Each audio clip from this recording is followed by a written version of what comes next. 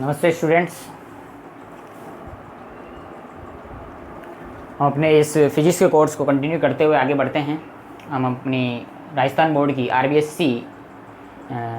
की जो फिजिक्स की किताब है उसको स्टेप बाय स्टेप सॉल्व करते जा रहे हैं। 12th क्लास के स्टूडेंट्स के लिए हम ये प्रयास कर रहे हैं और हम अपने फर्स्ट चैप्टर के एग्जाम्पल नंबर 1.11 1.11 विद्युत क्षेत्र, जो चैप्टर है हमारा विद्युत क्षेत्र, उसके 1.11 एग्जाम्पल में पहुंच चुके हैं। क्या कहता है 1.11 एग्जाम्पल? चार समान आवेश, चार आवेश हैं, प्रत्येक 2 माइक्रोकूलम मान लेते हैं। वो हमारा आवेश को हम क्या मान रहे हैं? स्मॉल क्यू आवेश है, प्रत्येक 2 माइक्रोकूलम का एक्स अक्ष पर स्थित है। ये मैंने डायग्राम बना दिया है। ये एक्स अक्ष है और एक्स अक्ष पर ये चार आवेश स्थित है। सारे समान हैं, क्यू क्यू क्यू और क्यू। इनकी पोजीशन क्या है आगे क्वेश्चन में दे रखा है। ये क्रमशः 0, 2, 4, 8 सेंटीमीटर दूरी पर स्थित हैं एक्स अक्ष पर।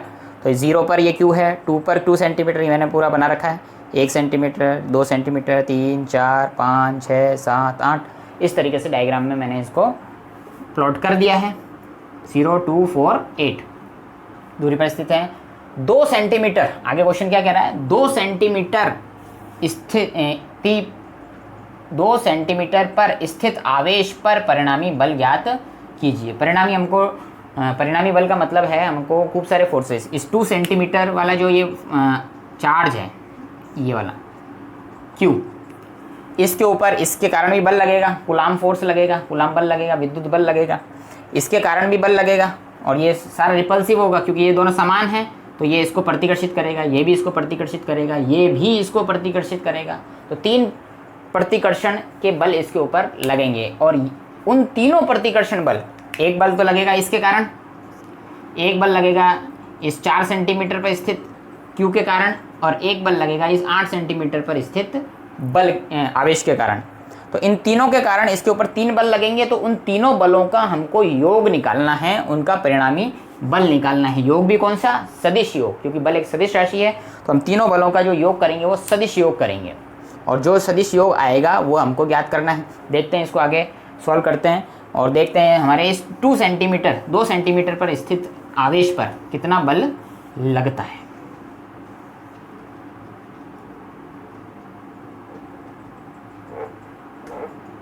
देखते हैं इसको, आगे बढ़ते हैं अपन।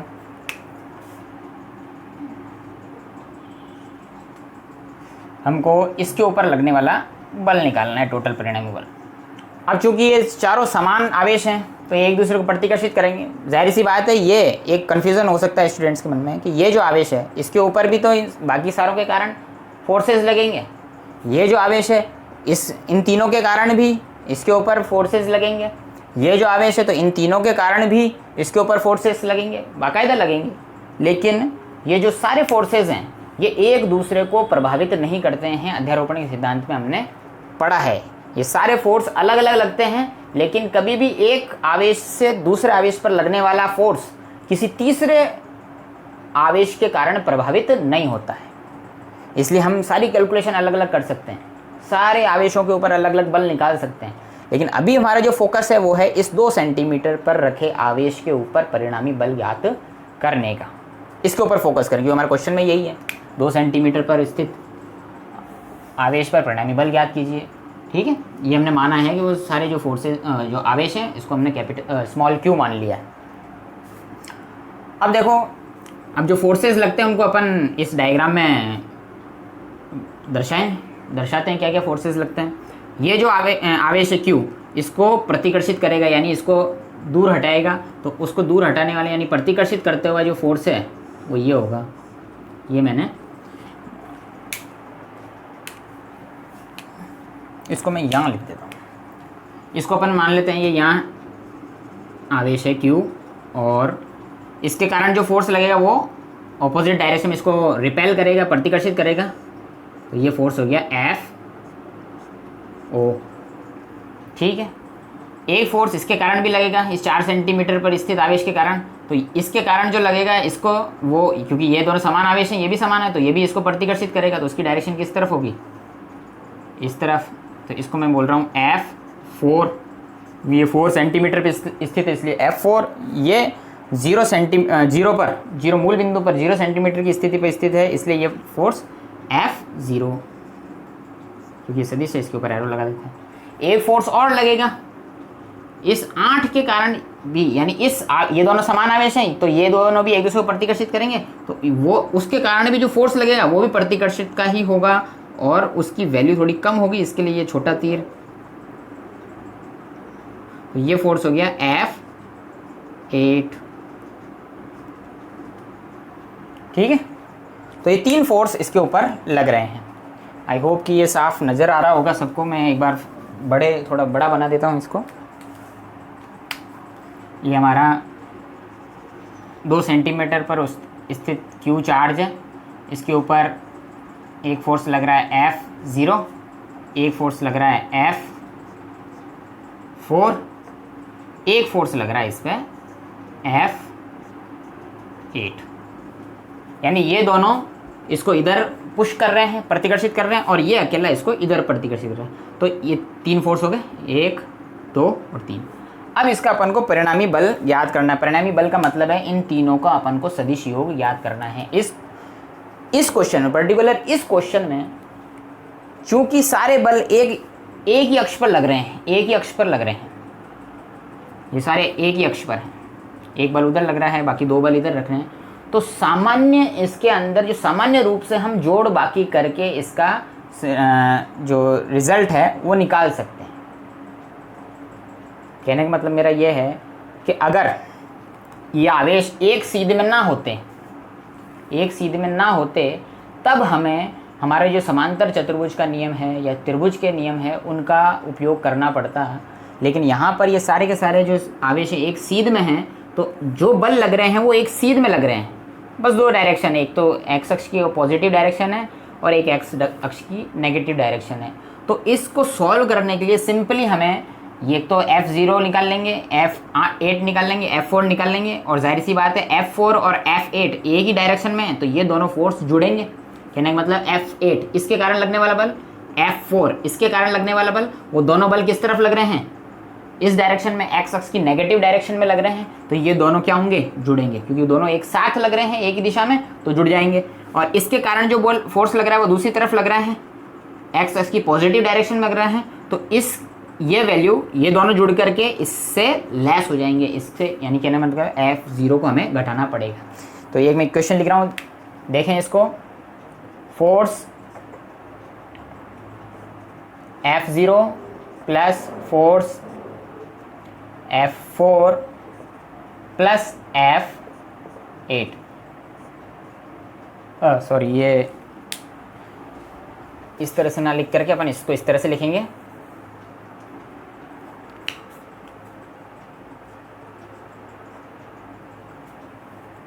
परिणामी बल, सॉरी, अपन जो निकाल रहे हैं परिणामी बल, सॉल्यूशन, परिणामी बल, इसको कैपिटल F, तो कुल बल कितना हो जाएगा, capital F is equal to F0 plus F4 plus F8। ध्यान रखना, मैंने यहाँ पर एरोज लगाए हैं, यानी ये सदिश हैं, और यहाँ पर मैंने प्लस किया है, देखो, यानी क्योंकि सदिश हैं, सदिश की डायरेक्शन के अनुसार ऑटोमेटिकली अपन इसको एडजस्ट हो जाएंगे, ये दोनों जुड़ जाएंगे। ये एक्स अक्ष की नेगेटिव डायरेक्शन में है, तो इनकी जो डायरेक्शन समेत जब इनको यहाँ लिखेंगे, यहाँ की डायरेक्शन को जब यहाँ पर अपन शो करेंगे तब ये माइनस हो जाएंगे, और ये एक्स अक्ष की पॉजिटिव डायरेक्शन में है तो इसकी वैल्यू पॉजिटिव होगी और इन दोनों की वैल्यू नेगेटिव होगी। देखते हैं आगे, F0 की वैल्यू क्या होगी, F0 है F0 और 2 के बीच में जो फोर्स है वो, तो ये हो जाएगा K Q1 Q2, दोनों Q1 Q2 दोनों Q हैं, तो अपन इसको Q स्क्वायर लिख सकते हैं, Q स्क्वायर ओवर इन दोनों के बीच की दूरी कितनी है, 2 सेंटीमीटर, तो 2 का स्क्वायर। एक चीज़ और इसमें मैं बता देता हूँ, क्योंकि ये 2 सेंटीमीटर में है, अपन को इसको मीटर में चेंज करना पड़ेगा, और यहाँ पर हमको ये भी ध्यान रखना है कि ये हमारा माइक्रो कूलम में है, तो जब भी हम Q की वैल्यू रखेंगे लास्ट में तो वहाँ पर माइक्रो को भूल नहीं जाना है। माइक्रो का मतलब है 10 की घात, Q is equal to 2 into 10⁻⁻⁶ coulomb. ये हमको ध्यान रखना है कि 10⁻⁻⁶ लिखेंगे लास्ट में, और यहाँ के 2 सेंटीमीटर को अपन को मीटर में बदलना पड़ेगा। सेंटीमीटर को मीटर में बदलने के लिए हम 100 से डिवाइड करते हैं। तो यहाँ पर मुझे लिखना पड़ेगा 2 इंटू 10⁻⁻² का स्क्वायर। सही लिखा मैं? एम आई राइट? 100 से डिवाइड करने का मतलब है 10⁻⁻², क्योंकि मैं 2 में 100 का भाग दूंगा तो 10 की घात 2 ऊपर जाएगी, 10 की घात -2 हो जाएगी।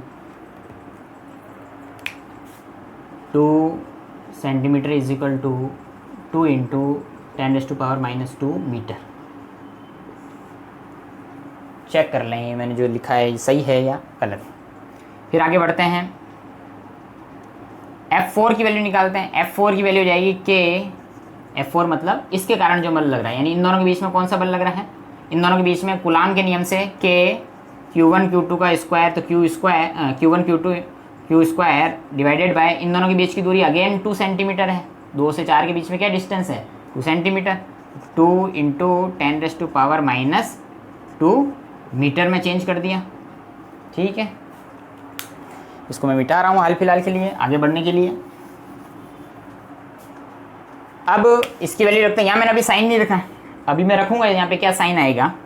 पहले इसकी वैल्यू रख देता हूँ मैं कि यानी अब इन दोनों के बीच में फोर्स, ये भी Q है ये भी Q है, तो K Q square Q1 Q2 तो हो जाएगा Q स्क्वायर डिवाइडेड बाय, अब इन दोनों के बीच की दूरी देखना 6b इंटू 10⁻⁻² का स्क्वायर। 2 से लेकर 8 के इन दोनों के बीच में कितने डिस्टेंस हो गई? 6 सेंटीमीटर। 6 सेंटीमीटर को मीटर में चेंज करके लिखेंगे अपन 6 इंटू 10⁻⁻² का स्क्वायर। अब आगे, अब देखते हैं हमारा जो F0 है उसकी डायरेक्शन उस तरफ है, पॉजिटिव डायरेक्शन में है। F4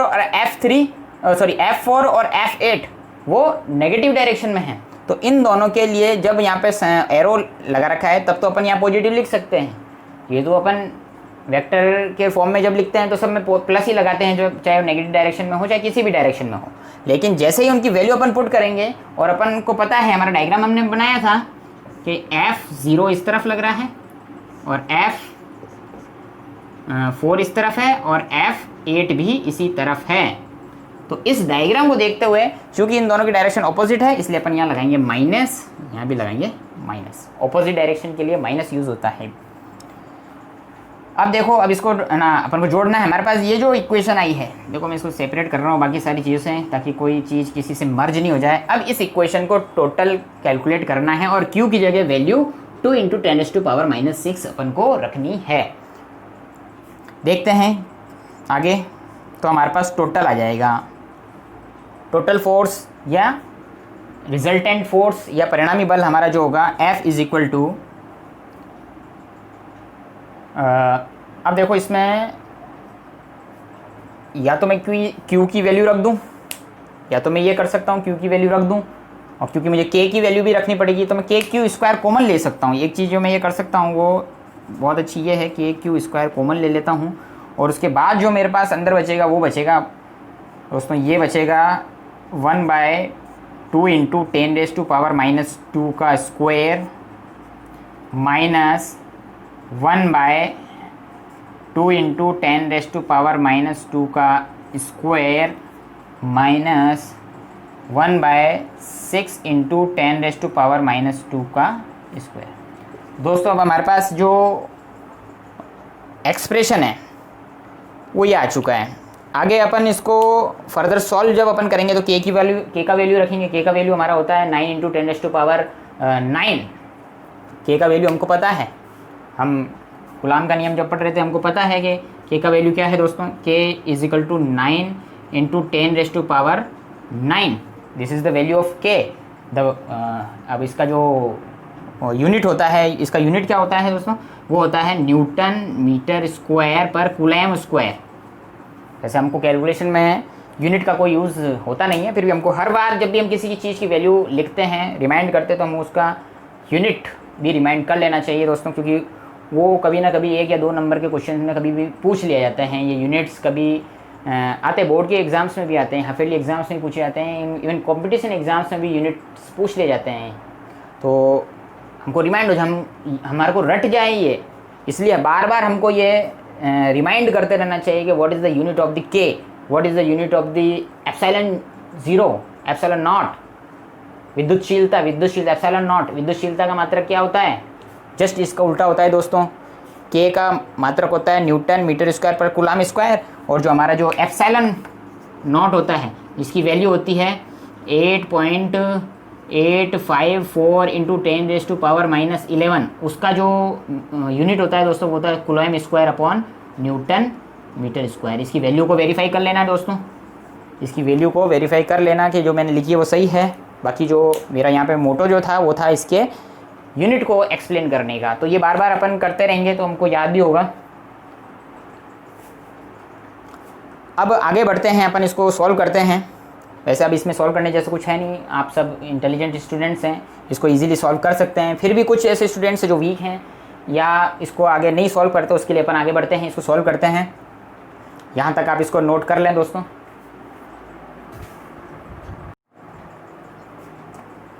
इस क्वेश्चन को आगे कंटिन्यू सॉल्व करते हुए हमारा ये लास्ट जो एक्सप्रेशन था, लास्ट जो इक्वेशन तक लास्ट जहाँ तक अपन पहुँचे थे वो हमारा ये था। इसमें आप ना कंफ्यूज ना हो, ये डायग्राम और ये मिक्स ना हो जाए, इसके लिए मैं एक लाइन ड्रॉ कर देता हूँ। अब इस एक्सप्रेशन को देख करके थोड़ा सा अगर अपन गौर से देखें, अब इससे पहले भी अपन इसको कर सकते थे, लेकिन अपन यहाँ पे मैंने ऊपर लिख दिया, यहाँ पे एक देखने से हमको सीधा सीधा पता चल जाएगा। यहाँ पे 1/2 इंटू 10⁻⁻2 का स्क्वायर माइनस 1/2 इंटू 10⁻⁻2 का स्क्वायर, ये दोनों जो स्टेप हैं ये दोनों इक्वल हैं और दोनों ऑपोजिट साइन के। ये पॉजिटिव है, ये नेगेटिव है, तो दोनों कैंसिल हो सकता है दोस्तों। ये पॉजिटिव और ये नेगेटिव एक दूसरे को कैंसिल कर सकता है, तो हमारे पास सिर्फ बचेगा -1/6 इंटू 10⁻⁻2 का स्क्वायर।